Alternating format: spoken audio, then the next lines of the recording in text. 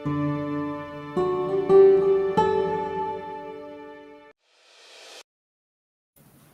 our FB live viewers, colleagues in the DA Bureau of Agricultural Research, and employees under the Department of Agriculture, and of course, our farmers and fisher folk with us. Good morning. Magpagpalang araw po sa ating lahat. Ako po si Christina Estrada of the Knowledge Management and Information System. I'm from the Knowledge Management and Information Systems Division of the DA Bureau of Agricultural Research, and I will be your host for today's online seminar. So for today po, yung title ng seminar natin is Outscaling of Lowland Vegetable Seed Production.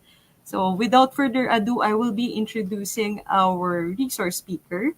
So our resource speaker has been working since 1986 as a researcher or plant breeder at the Institute of Plant Breeding, College of Agriculture and Food Science under the University of the Philippines, Los Baños. Let us all welcome Mr. Elmer E. Nicola. Hi, Sir Elmer. Good morning po. Magandang umaga po sa lahat. Okay. Sir, bibigay ko na po ang floor sa iyo. You may start your presentation na po. Thank you. Salamat.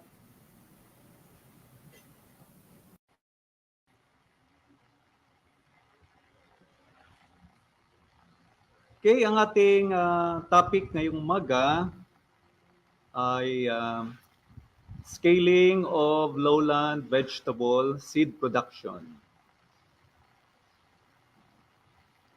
Ano bang inaasahan natin sa ating presentation ngayong umaga? Okay, una ay ang technology na kailangan natin i-scale ay ang improved OPV varieties na develop ng Institute of Plant Breeding ng UP Los Baños. Bagamat ang pinakasimulain nito ay sumasakop din sa lahat ng mga OPB na develop ng mga public breeding institution dito sa Pilipinas. Okay, tapos ay pag-uusap ang focus natin paano i-scale ang seed production ng mga varieties na ito. Sayang naman kung hindi natin ito mapapakinabangan. Kaya ito ang magiging focus ng ating presentation ngayon. Ano ang paano ito gagawin at ang nais natin na mangyari ay darating ang time na magkakaroon ng access lahat ng mga interesadong growers sa region, sa iba't ibang bahagi ng Pilipinas ay makaka-access ng seeds ng mga varieties na ito.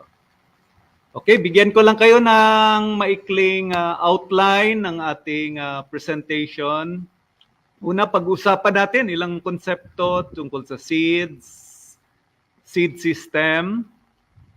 Then, focus tayo doon sa seeds na develop ng mga public breeding institution, tinatawag natin na public seeds. Ang isang halimbawa dito ay ang IPB variety sapagkat dito po ako kaugnay. Kung ngunit kagaya ng nabanggit ko ay pwede naman maikapit ito sa ibang mga breeding institutions kagaya ng BPI. Ano? So tingnan natin sa sistema ng formal seed system kung ano ang role nito at panghuli, paano may scale up ito, anong mga ginagawa natin ngayon, ano pa yung mga pwede nating gagawin. Okay, umpisa tayo muna sa ideya ng seeds at saka seed system.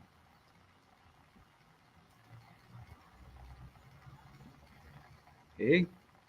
Ang isang lagi na lang tinatanong, pwede bang paramihin yung seeds ng inyong variety? Ano? So tingnan natin yung pagkakaiba ng open pollinated saka yung tinatawag na F1 hybrid seeds. Ano? Basta lagi lang natin tandaan pag sinasabi natin na seeds, ang tinutukoy natin yung itatanim, ano? Hindi lamang yung basta harvest natin na hindi naman tutubo. Dapat tutubo ito. Okay? Sa open pollinated seeds, ano ang bakit ito ay tinatawag natin open pollinated.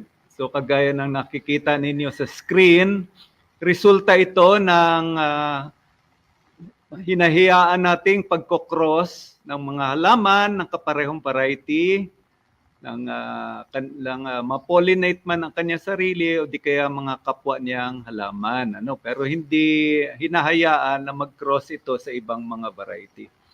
Kaya ibig sabihin nito, katulad ito ng mga mag-ulang nito, ano, so kaya itinatawag itong true to type.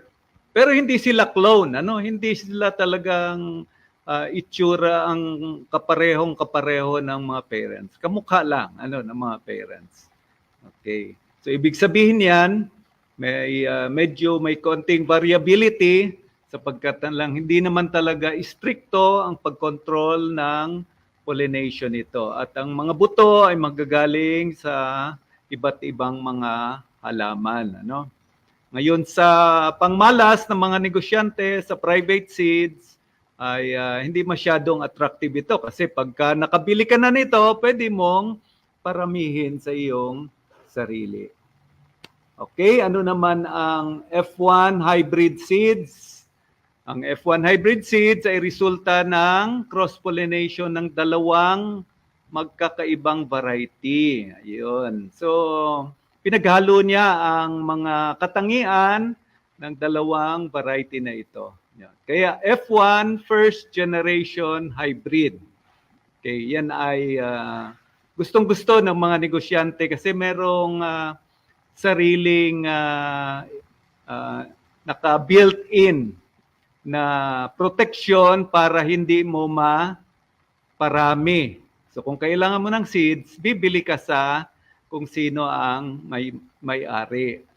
So ang kagandahan nito, usually ang mga F1 hybrid seeds, taglay nito ay mas uniform, mas pataas ang kaniyang ani, ay mas malakas sa lumaki, mas mabilis kaysa doon sa open pollinated. Ano, bagamat hindi naman sa lahat ng pagkakataon ay sa maraming pagkakataon hindi ito i-release ng isang negosyante kung hindi ito talagang maganda ang kaniyang productivity, ano. Pero kapag tinanim mo na ang kasunod na seeds, yung next generation, F2 at kasunod pa, ay hindi na yung kagaya nung nakikita mo sa F1. Ano, hindi na pwedeng makopya 'yon. Ano, kaya yun nga nabanggit natin, yan ang gusto ng mga negosyante. So hindi rin natin pwedeng padamihin. Ano, bagamat kapag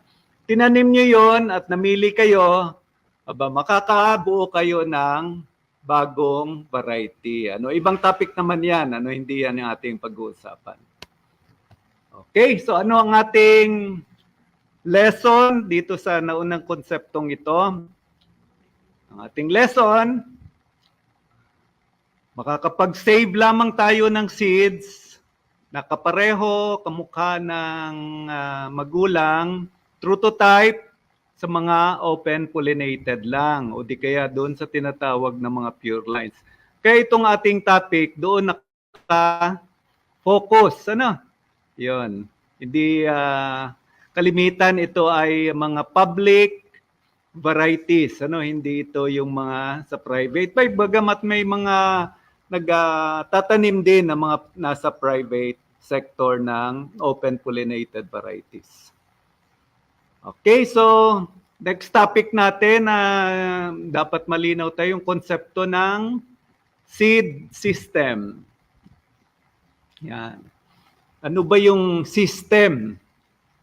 Pag sinabi natin, ano ba ibig pinapahiwatig ng salitang system? So ayon sa diksyonaryo, ang system, grupo ng mga organisasyon o anumang sama-sama, no, nagkakaroon ng network, meron silang nais nilang abutin, ano, serving a common purpose. Kaya pag sinabi nating seed system, ito ay sama-samang mga aktibidades, iba't ibang mga organisasyon, ang layunin mula sa variety, pagde-develop nito, magiging variety, pararamihin ang buto nito hanggang makarating sa mga magsasaka. So yan ang ating tinutukoy na seed system. So ang seed system ay nahati sa dalawa. Merong tayong tinatawag na formal. Yan, formal seed system. Ito ay regulated, organisado, kalimitan mga ahensya ng gobyerno, programa ng gobyerno, sumasali din ang mga private seed sector kung gusto nilang sumali sa programa ng gobyerno, no? Kaya nire-rehistro ang mga varieties, ang mga buto nito ay sinicertify. Usually, ang ating involved na agency ay ang Bureau of Plant Industry ng DA, na kung saan nandoon kapaloob ang National Seed Industry Council, at para naman sa seeds, ang pag-regulate ay ang National Seed Quality Control Services Division ng BPI. Okay, kung merong formal seed system, meron ding tinatawag natin na informal seed system. Ano naman yung informal? Ibig sabihin noon, walang formality. May seeds ka, pahingi nga ako. Ayun, pwede. Meron ako dito, palit tayo. Pwede yon. O gusto mong bumili, meron ako. Ayun, bilhin mo. So, walang intervention ang gobyerno. Wala ding garantiya ang gobyerno. No? Walang certification process. Yan ay purely transaction ng mga private individuals. Ano, maaring ipagbili, maaring hindi pagbili, kundi nag-exchange gift lamang, no? So, kapag titingnan natin 'yan, yung ang nakakarating sa magsasaka, no, mula sa formal at saka informal, hindi naman 'yan magkakahiwalay, ano, kagaya ng nakikita nyo sa larawan. Hiniram natin yan doon sa isang publication. Ang formal seed system, kahit sa ibang mga bansa, talagang maliit lang ang naaabot nito ng mga magsasaka. Napansin nyo dyan sa illustration, parang halos 10% lang. Karamihan talaga ng buto nandoon sa informal system. Ano? Ayan, nag-exchange, ayan, tinatanim, nagtatago, yung iba binibenta. Ayan. Pero mapansin nyo kung nag-i-interact itong dalawang sistemang ito, nakita nyo dyan sa illustration, yung integrated system, ibig sabihin, kahit maliit lang naaabot ng formal, kapag pumapasok ito lagi doon sa informal system, ay makakatulong ito para maabot pa rin natin ang ating goal. Ano ba yung goal natin sa ating seed system? Yun. Sustainable seed system. Ano bang nais nating maunawaan sa sustainable seed system? Kagaya ng definition dyan mula sa FAO, high quality seeds, iba't ibang variety, iba't ibang crops, available, tapos affordable. No? So yun sana yung gusto nating matamo ng ating mga magsasaka. Kaya high quality seeds, makukuha naman natin yan sa pamagitan ng mga ginagawa ng public agencies, ano, sa kanilang mga hybrids. Yung mga F1 naman, ay pagsisikap naman yon ng mga private companies. Siyempre, kung gusto nila makabenta, dapat high quality yung seeds. Kung hindi, madadala yung mga bumibiling mga magsasaka. Pangalawa, available in time. Ayun, kung ikaw ay for profit, abay talagang gagawan mo ng paraan yun. Otherwise, hindi ka kikita kung hindi available ang yung seeds. Medyo komplikado para sa mga public seeds. Ano, alam mo naman tayo, nasa gobyerno, nakadepende ang yung budget sa cycle ng ahensya, pagbabudget ng gobyerno, Ibig sabihin yan, ang mahirap mong ayusin na magiging available on time. Tapos napakaraming mga public agency ang involved sa chain ng OPB seed production. Okay, doon pangatlong qualifications ay affordable. Syempre medyo depende kung sinong tatanungin mo kapag private seeds, ano? Ang iba nagsabi, ang mahal naman. Ang iba, ay okay lang at kikita naman kami. So, medyo may konting pagkakaiba ng opinion. At ang public seeds naman, yung mga OPV varieties, ay basically subsidized din yon. Kasi kung bibilin man yon, ang presyo ay hindi naman nakaka-cover sa lahat ng cost ng seed production. Kalimitan pa nga, karamihan sa mga seeds na ito, binibigay na libre lamang ng iba't ibang mga ahensya. So tingnan natin ngayon ang public seeds, ano ang magiging example natin dito. Sa public seeds ay yung ang aming ahensya, no? Ang Institute of Plant Breeding. Yan, kung makikita nyo na, nasa inyo ng mga screen, yan po ang itsura ng IPB. Isa yang public institution, isa siyang nakafocus kami sa plant breeding. Sa ilalim kami ng pamamahala ng University of the Philippines, Los Baños. Okay, isang bird's eye view yan ng aming, nasa picture ng aming institusyon. Okay. Ang isa sa pinaka-importanting mandato ng IPB ay ito po. Makikita nyo ngayon sa screen, nakalagay ay develop new and improve varieties of important agricultural crops. Okay, so halos lahat ng mga crops ay ina-address namin. Ang hindi lang namin na-address ngayon ay yung sa rice, kasi alam naman namin meron namang institusyon na gumagawa noon ng field rice.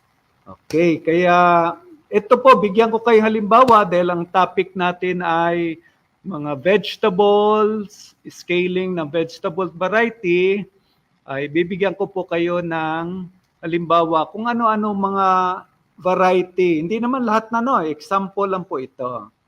Okay?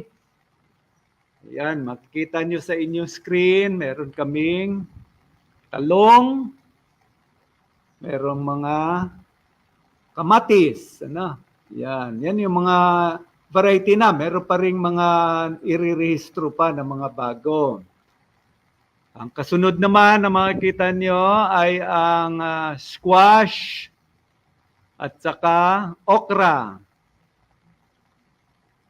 Yan. So, tigalawa yung nandiyan sa screen. Itong kasunod ay yung ampalaya at saka ang pipino. Yan. Meron pa rin po kaming mga panibago na mga variety na isusunod dyan. Kasunod naman po ay itong ating patola at saka upo. Yan. Pasadahan ko lang na mabilis para makita nyo lang. Yan. Marami din kaming variety ng sitaw. Yung tinatawag natin na pole sitaw. Depende sa preference, sa kulay at saka sa haba. Yan. Sa mga beans, meron din kami mga munggo. Ang peanut ay meron din kami. Ginagawa naman na classify din namin yan under sa legumes. Bagamat hindi yan strictly beans. Yan, pareho naman sila ng pamilya. Okay, kasama ko din dito ang sa soybeans, kasi pinupush natin din ang soybeans, hindi lang para pakain, para sa as dry beans, kundi para din siyang vegetables, tinatawag sa Tagalog na utaw. Okay, meron din tayong varieties ng cowpeas or paayap, At saka mga sibus sitaw. Ito naman ang sitaw na hindi mo na kailangan paggagapangin. No? Ang kasunod ay ilang mga legumes na hindi masyadong popular. Ano? Kagaya ng sigarilyas, patani, yan. Meron din tayong ilang mga vegetables na hindi rin ganun ka-popular pero matagal na sa ating bansa, kagaya ng saluyot, lugbati, meron ding amaranth or tinatawag na kulitis, at meron din tayong mga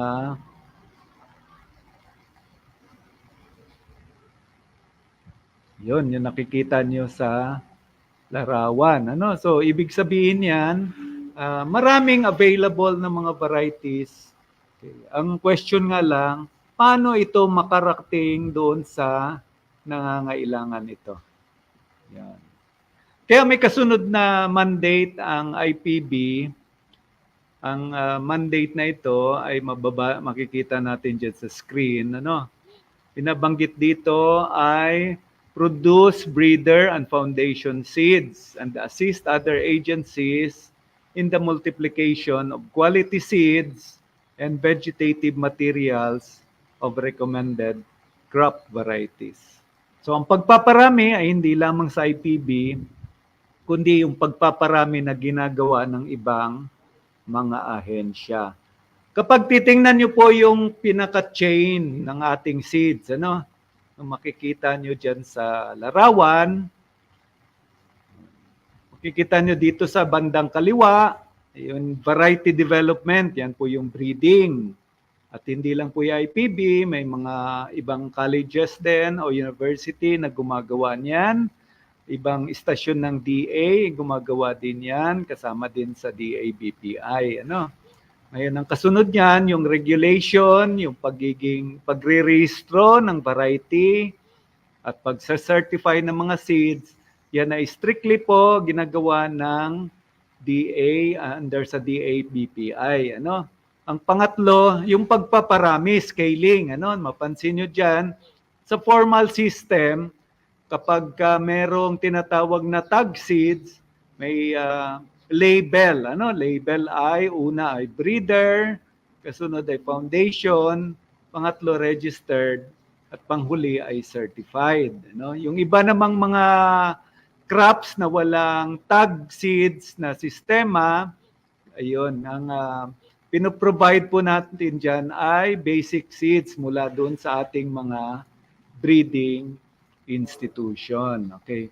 So lahat po yan ang layunin, pararamihin ng buto at makakarating doon sa kinauukulan. Ang problema nga lang doon sa grower niyan, yung certified, kung konti lang yung pinagmulan, konti lang din yung makakapagparami.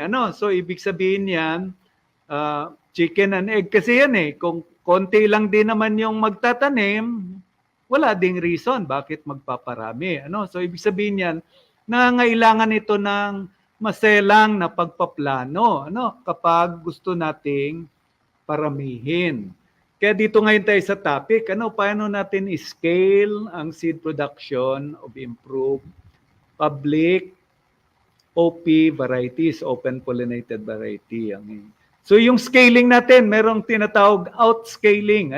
Outscaling, maraming gumagawa.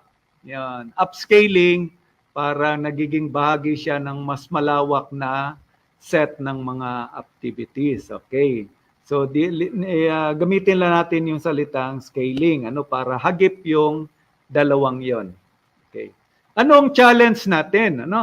Kapag tayo ay project lamang, nakadepende ka lang sa pondo ng project, ay medyo malayo ito sa scaling. Kasi unang-una, kapag dinemo mo yon, hindi naman talaga yan totoong mundo. Kasi sa demo ay sinusuportahan mo ang mga magsasaka na hindi naman yan ang situation sa totoong buhay. Pangalawa, baka naman ang partnership natin ay dahil lang meron silang natatanggap, kaya nila ginagawa. Afterwards, gagawin pa kaya nila uli. So yun po yung problema, no? Baka walang garantiya kapag project lamang na pupunta ito sa scaling, whether outscaling or upscaling. At kahit pa sabihin mong marami namang beneficiary itong project na ito, sa totoo lang, napakaliit niyan. Ano? Makikita nyo sa ating example, ilan bang household sa buong Pilipinas? 26 million, mahigit. Kahit 10% lang yan ang magtatanim ng vegetable gardens o di kaya mga vegetable farms. Kadami niyan, 2.6 million. Sa project, ilan lang na ba maaabot natin? Yun. Kaya ang punto natin dito, kapag ang project, diretso lang doon sa tinatawag na beneficiaries, direct beneficiary ng mga farmers, hindi mahirapan siya talaga ma-scale o magpaparami ang magpo-produce ng seed. So kailangan medyo balikan natin yung chain na pinakita natin kanina, di ba? Unang-una, sino ba yung kapartner ng mga breeding institution na unang magpaparami? Ay di yung ating mga station na nasa region. Kaya yun po yung focus ng ginagawa nating project na sinusuportahan ng high value, DA high value at through the DA bar. Ano? I-expand ang participation ng government stations. Ano? Kasi nangangailangan yan. Kapag ginawa natin yan, kailangan ng pagbabago ng approach, ano? Mula doon sa seed procurement, bibili ng seed para i-distribute. Dapat, ang magiging sistema na ngayon ay magpuproduce ng seeds para lalo pang pararamihin ng kasunod na nasa seed chain. Okay. So, ang hamon nito, hindi ito pwedeng project-based, ano? Kasi nagpaplano ka sa iyong seed chain, hindi lang naman isang taon. Ang itatanim mo ngayon, itatanim sa susunod ng taon ng iyong kapartner na agency. Yung kapartner mong agency, ang kanyang mapoproduce, itatanim uli yon sa susunod na naman na taon. So, ibig sabihin yan, ma-imagine nyo, yung ginagawa ngayon ay dapat ito ay aabot dun sa pangangailangan noong 2026 pa, 2027. Ano? So dapat yun ang magiging challenge kapag ayusin natin yung formal seed chain na kasama ang mga government experiment stations. Ano? So ang ginagawa natin dito ay matulungan natin sila magkaroon ng kanilang kailangan na basic seeds, or di kaya yung mga tag na higher classes of seeds. And of course, yung specialist training para sa seed production.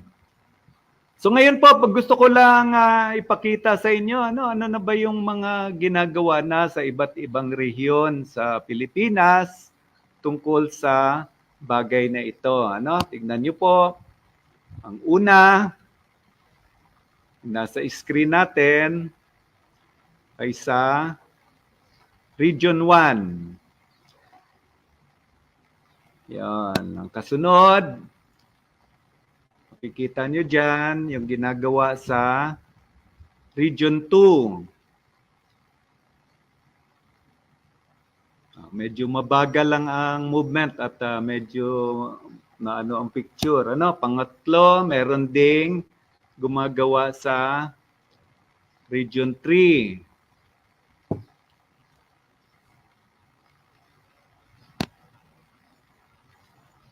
Meron ding nasa Region 4B sa Palawan, ano? Palawan Agricultural Center 'yan.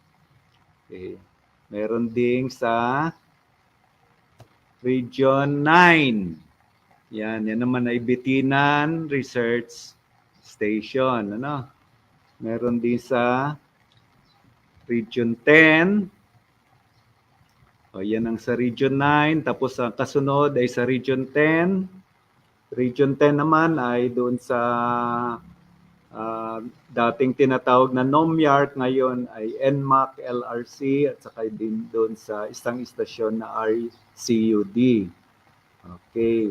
Isang example pa natin ay itong ating RFO 13. Ano? Sa 13 naman, merong 3 station na gumagawa niyan. So, ibig sabihin, hindi ibig sabihin yan, yung hindi ko na ipakita, wala, ano? Nagkataon lang, kailangan ma-update yung mga information doon sa iba. At sa iba ay medyo kailangan pang mag-uumpisa pa lang sila sa taong ito. Okay, pero bagamat ano yung mga situation, nais nating pasalamatan ating mga regional partners sa kanilang pagsisikap at sa pasalamatan din natin ang kanilang mga managers na nagsusuporta ng kanilang seed production. Hindi lamang sa kanila bilang mga personnel, kundi sa kanila ding pangangailangan ng mga operating expenses. Okay. Ngayon, kapag nabuo na natin, halos lahat ng mga regional stations ay makakagawa na ng kanilang seed production. Meron pang kasunod. Ito yung ating last mile, pinakadulo. At gusto sana natin itong patibayin kasi ito rin yung ating weakest link. Okay. Bakit importante itong last mile? Mapansin nyo po, nandiyan sa screen natin, ayon sa Local Government Code, Section 17, Basic Services and Facilities. Tapos letter B, such basic services and facilities include but are not limited to the following. Number 1, for a barangay agricultural support service which include planting materials. So nasa local government code natin na trabaho ng barangay na mag-provide ng planting materials. Saan ngayon nila ito kukunin? Lagi na lang ba silang aasa na tatanggap para ipamigay? Or dapat ba na meron din silang seed production para yun ang kanilang ibibigay na support sa kanilang mga beneficiaries? So mahalaga po yun, lalong-lalo na ngayon sa full implementation ng Garcia-Mandanas ruling.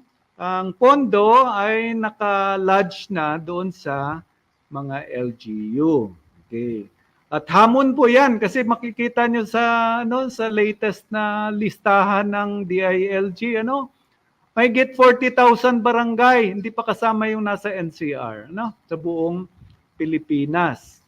'Yon. So paano nila kailangan ma-develop nila ang kanilang sistema, kanilang mga seed growers para siyang magpapadami pa ng mga seeds na manggagaling sa mga regional station ng DARFO.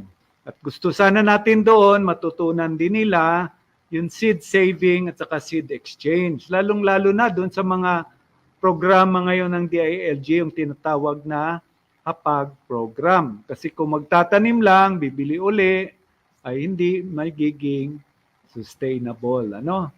Ngayon kung bibili at dahil malaki ang kikitain at yun ay F1 hybrid seeds, ay wala man ang problema doon. Pero kung ito ay OPV na kailangan ay ma-maintain nila, dapat matutunan nila yung seed saving. Okay. So ano pa yung ibang mga potential para ma-scale natin ito, ating seed production. After ng formal system, meron pa tayong mga sistema na pwede sa mapatibay natin yung informal, kagaya ng sa school gardens. Nakita natin sa isang yung programa ng IIRR with DepEd dito sa Southern Tagalog, yung tinatawag nila Lighthouse Schools at saka Craft Museum. So doon natin nakita yung seed saving at saka seed exchange. Dahil nagpa-participate naman ng mga parents ng mga school children sa pagme-maintain ng mga garden. So inaasahan din natin na matutuhan din ito ng mga parents sa kanilang mga sariling mga garden. So 38,000 ang school gardens sa buong Pilipinas. Mahigit, ano? So, kung matutunan nila yan, seed saving, seed exchange ng OPV varieties, ay malaking bagay yan para ma-scale ang seed production. Okay, so ano pa ang ating pwedeng gawin para ma-scale pa ito through the informal system? Okay, makikita nyo yan sa kasunod natin na slides ay ang community-based seed banks. Ginagawa ito ng iba't ibang mga LGU, NGOs at saka farmers group. Pero kung magawa sana ito sa buong Pilipinas ay mas mabuti. Ilan ba ang LGU natin? Mahigit 1,500 cities and municipalities. Kahit 10% lang, malaki na ring accomplishment yan kung magawa yan. Pero dahil hindi pa ito kasama dito sa ating project, itong sa school gardens, community seed banks, maganda itong mapasukan, later on, matulungan sila para mapalawak pa ito. Okay. Isa pang potential para mapalawak natin ay ang sa pamagitan ng dito sa kasunod. Ayun, yung pagninegosyo. Yan.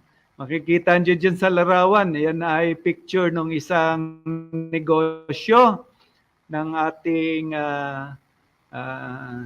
isang nag-full-time, dating empleyado, negosyo na niya ay seedling.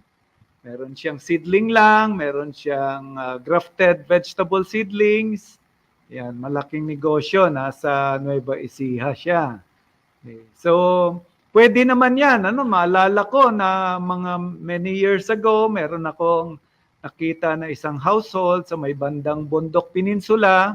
Nagtitinda daw siya ng seedling. Meron lang siya napakaliit na rain shelter, covered na para doon sa nursery niya. Okay. So kailangan lang matulungan sila, Dito papasok naman yung DTI, mga NGO kagaya ng Gonegosyo, lalo na sa ideya ng espiritu ng entrepreneurship, sapagkat hindi alam naman natin ang business ay hindi naman basta-basta lang. Dapat meron kang business-minded. Ayan, para magiging successful. So, dito sa ating napag-usapan, marami pang opportunity na pwede nating gawin para ma-expand, ma-scale ang seed production. Ang main na focus ng project ng IPB ngayon na suportado ng high value at saka ng DA-BAR ay ang pagtulong sa mga government research stations. Marami pa tayong lalakbayin. Kaya kung interesado po kayo, ipagbigay alam nyo lang po sa amin, pwede kaming maka-assist kung ano yung pwede nating gawin para scale ang seed production ng mga open pollinated varieties. Nandyan po sa screen ang aming email address ng Institute of Plant Breeding. Ngayon, nais ko pong magpasalamat po sa inyong pakikinig at sa susunod na pagkakataon ay baka ang ating pag-uusap ay tungkol na sa capacity building. Maraming salamat.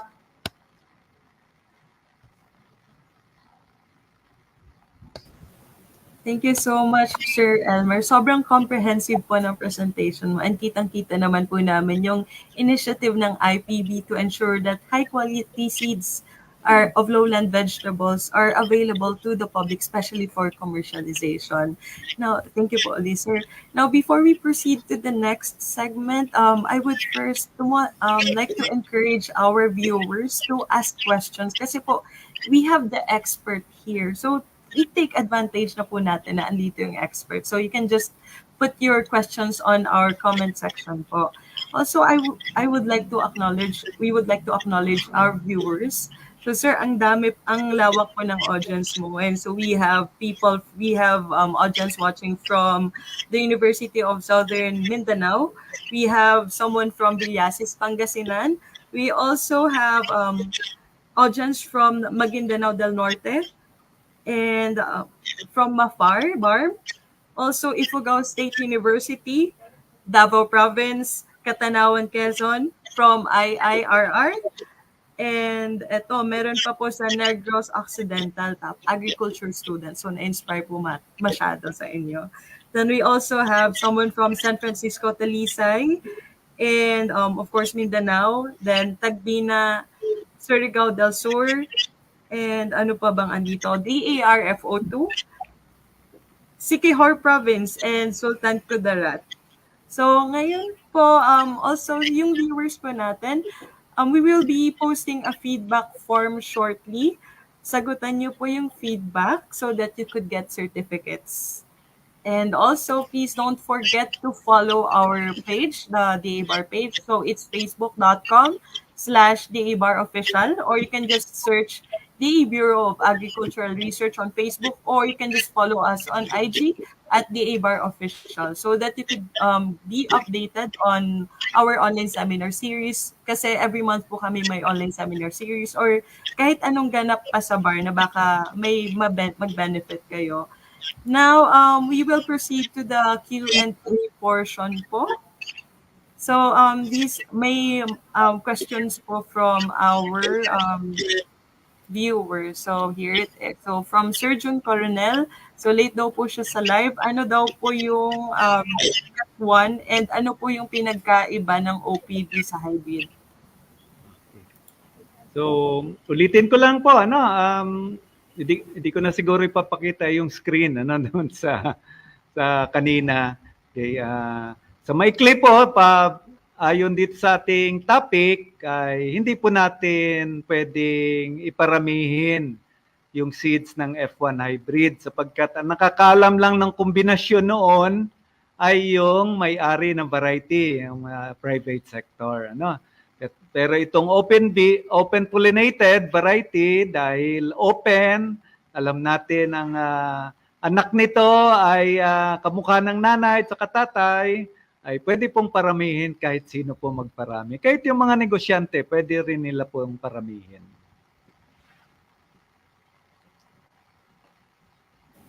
Okay. So, meron na naman po. So, ano daw from Ma'am Gretel Buyaco Kapigat. So, good morning daw po, sir. Ano daw po yung mga technical services ang binibigay ng IPB sa organization sa gusto mag-start ng Barangay Seed Saving Exchange? Ganito po ang gagawin natin. Lagi nating kapartner ang region, no?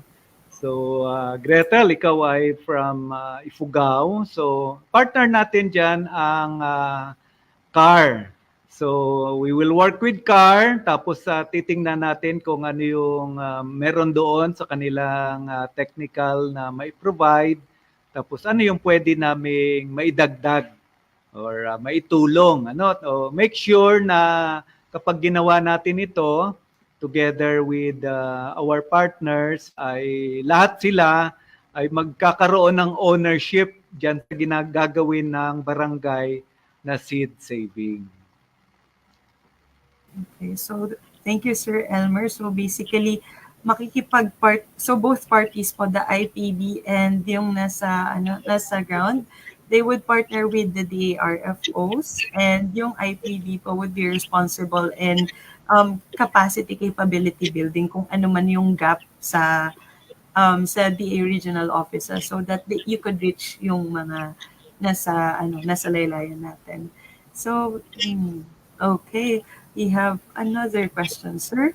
So, this is from Sir Jack Lee. Good morning po, sir. Ask ko lang po, may breeding or improvement for highland vegetables daw po ba? Okay.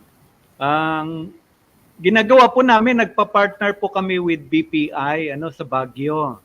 So basically po yung improvement ng highland vegetables na OPV ay sila po ang gagawa.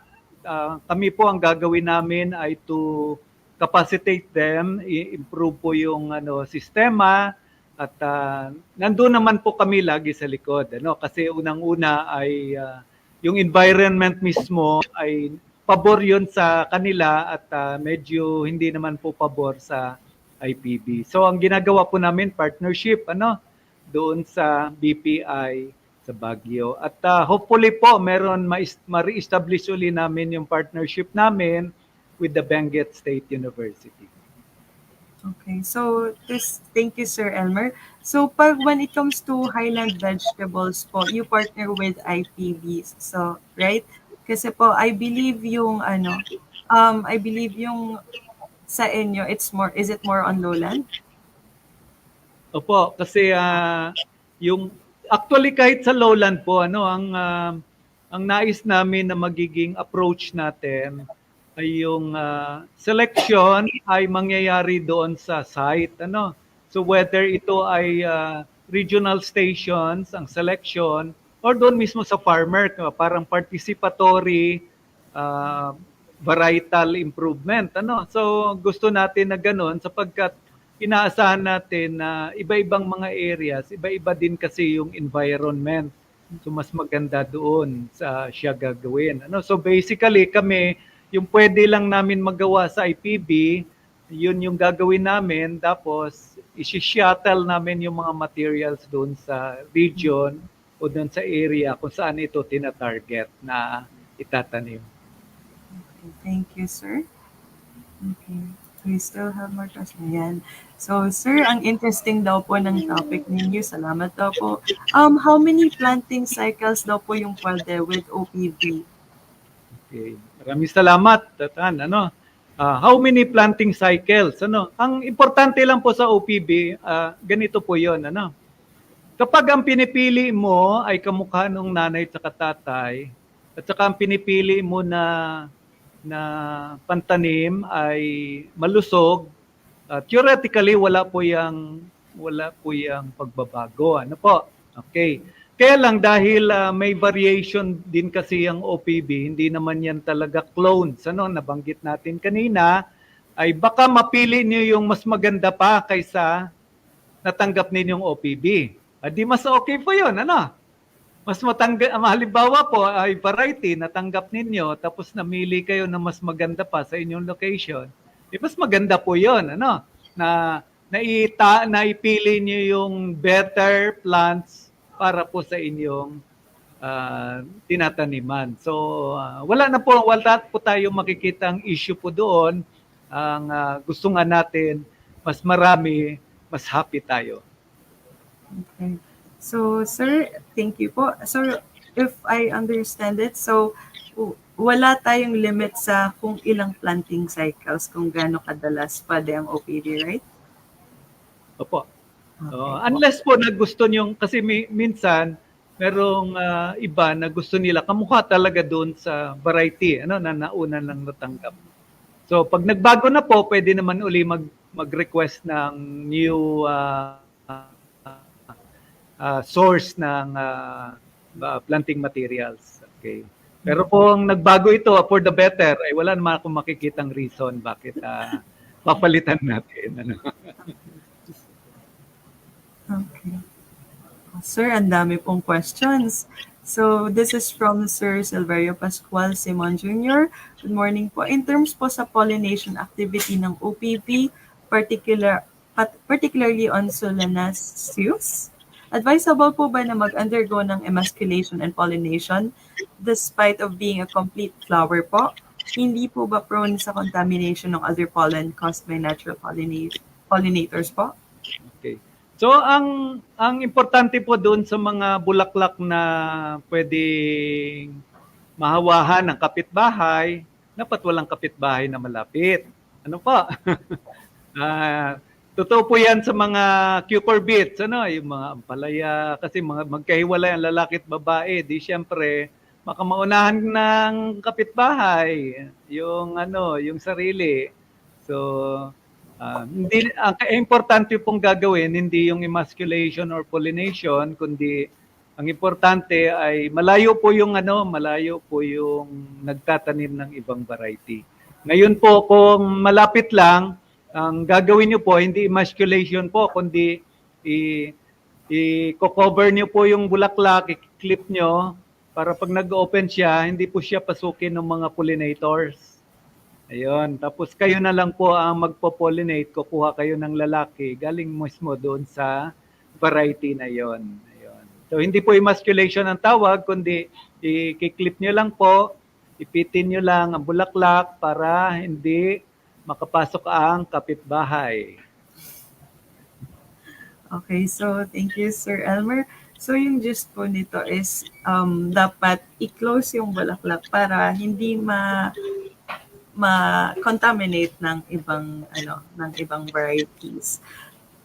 Okay. So isang question na naman, sir, do you have a site po ba to avail a free lowland vegetable seeds to be shipped nationwide as much as possible? So this is from Sir Gerald. Hindi ko masyadong na-pick up to be shipped nationwide. Kasi po ang pinoprovide ng project ay para doon sa government stations. Ano po?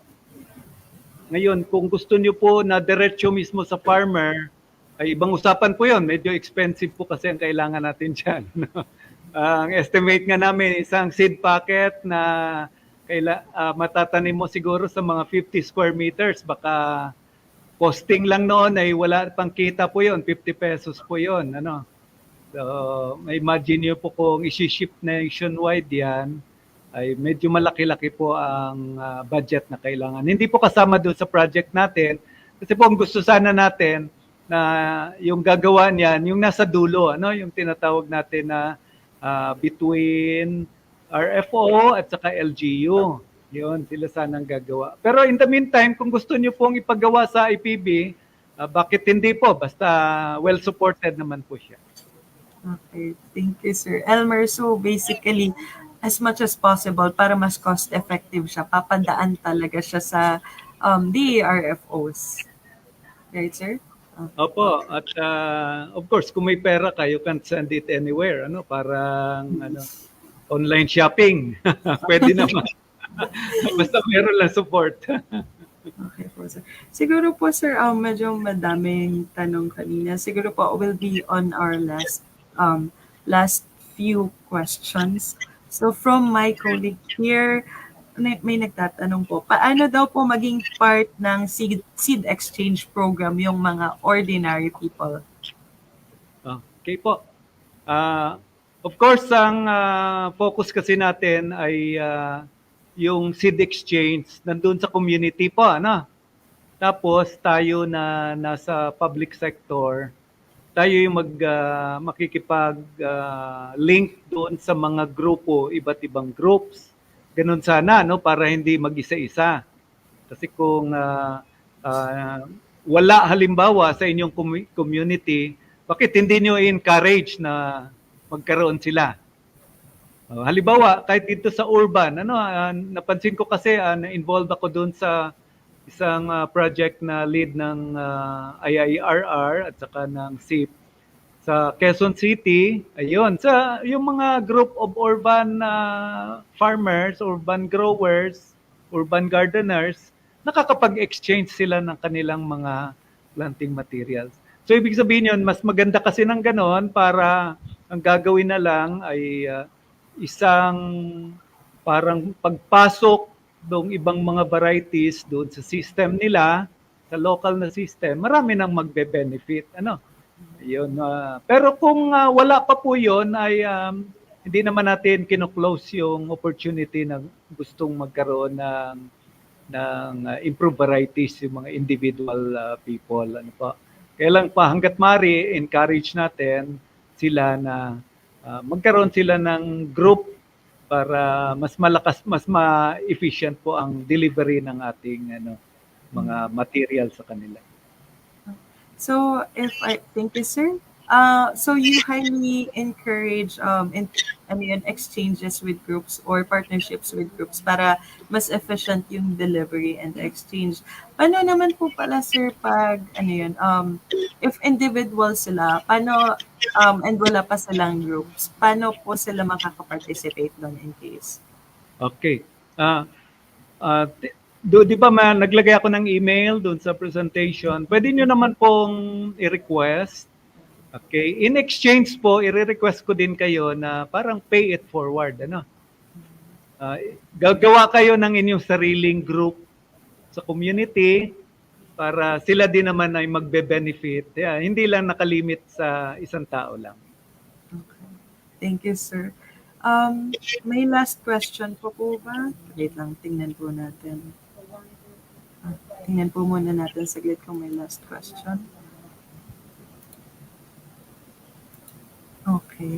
Mukhang wala na po. Now, on my end po, parang siguro po last question, last two questions na po to. Ano po yung message niyo as a researcher to a fellow researcher in the agri-fishery sector? Okay. Mahirap po ang outscaling kapag may technology tayo. Ano?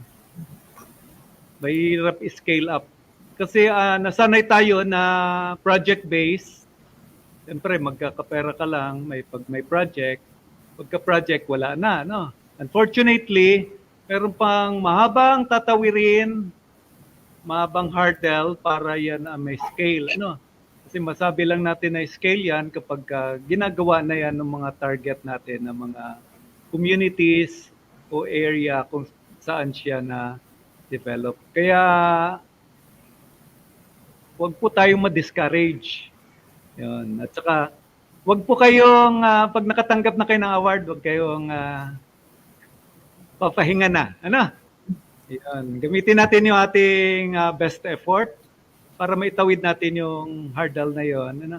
Making sure na yung ating mga technology na na-develop ay makarating dun sa ating pinupuntirya na magbe-benefit.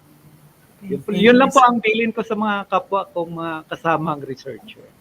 Okay, so yung words of wisdom po ni Sir Elmer, yan yung galing sa ilang years na ba siya nagtatrabaho as researcher? Since 1986 pa, so 30 years, more or less 30 years. So yan po yung babahagi niya sa inyo. And sana po yung mga researcher natin, pagpatuloy niyo po, huwag kayong ma-discourage kasi po, parang hindi naman po sa pressure, parang nakasalalay po sa inyo yung mga tao, yung agriculture sector, and also the farmers mismo, the food of the Filipinos. Also, last po, sir, ano po yung message nyo to our farmers, to our fisher folk, or words of wisdom po? Para naman po sa ating mga farmers, sa mga growers, whether backyard growers ka lang or kahit urban grower, ang message ko po ay huwag mawala ng huwag ma-discourage, ano? Kapag feeling ninyo ay hindi nakakarating po sa inyo, ano? Nandiyan lang po 'yon, kailangan ay medyo konti lang tayong effort para ma-push din natin yung ating mga local government na sila po ang makikipag-link doon sa Department of Agriculture.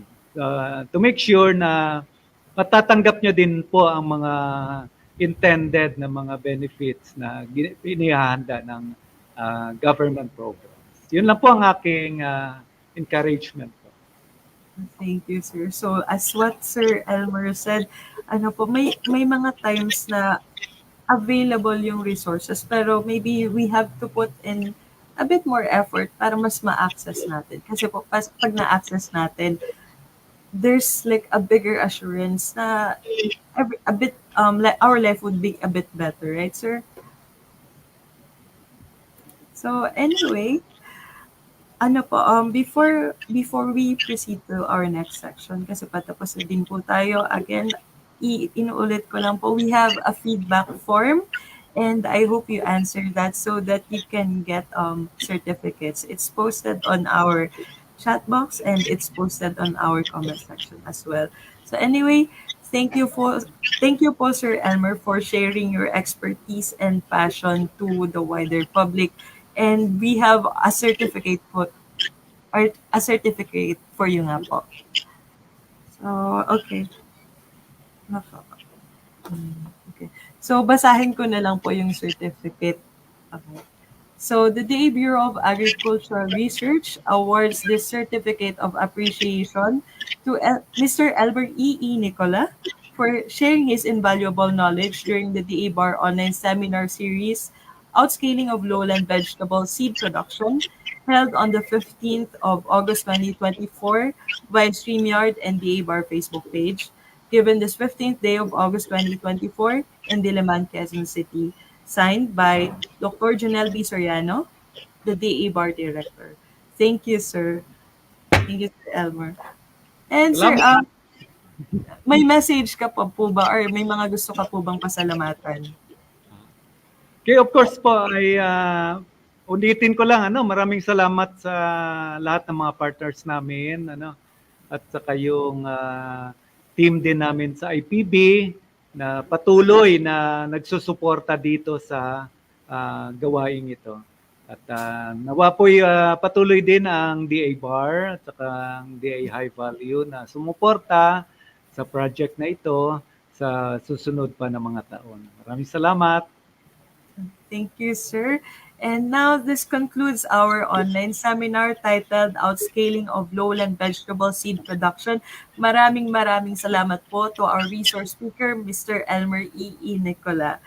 So if you have questions for regarding the seminar, you can just email the IPB. Finash po ni Sir kanina yung email nila.